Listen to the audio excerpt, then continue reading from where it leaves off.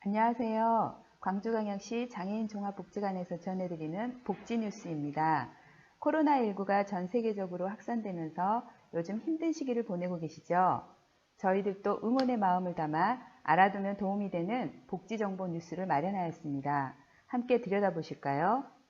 첫 번째 뉴스는 시청각 장애인을 위한 코로나19 지원 정책에 대한 안내입니다. 중앙방역대책본부는 코로나19와 관련해 장애로 인한 정보 격차가 없도록 관계기관과 협력해 맞춤형 정보 제공을 강화하고 있다고 밝혔습니다. 최근 발표된 시각 및 청각 장애인을 위한 구체적인 지원 내용을 살펴보겠습니다.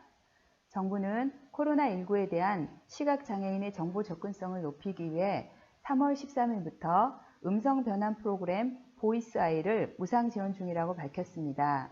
스마트폰 앱 또는 인쇄물 음성 전환 출력기를 통해 보이스아이를 활용하면 2차원 바코드로 연결된 인쇄물의 정보를 음성으로 확인이 가능합니다.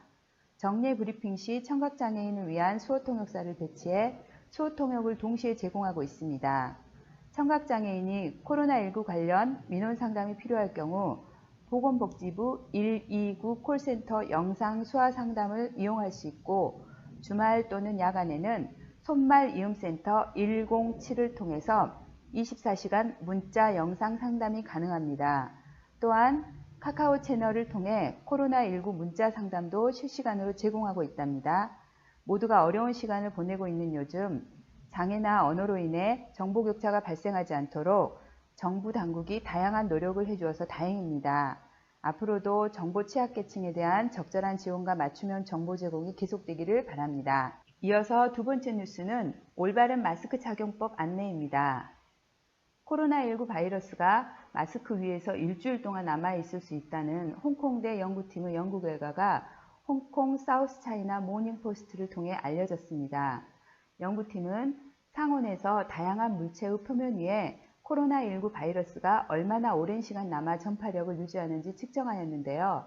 인쇄물 화장지의 경우에는 3시간 이상, 목재와 천 위에서는 이틀간, 지폐나 유리 등에서는 나흘간, 플라스틱, 스테인리스 표면에서는 7일간 남았으며 수술용 마스크 표면에서는 일주일이 지난 후에도 바이러스가 남아있었다고 합니다.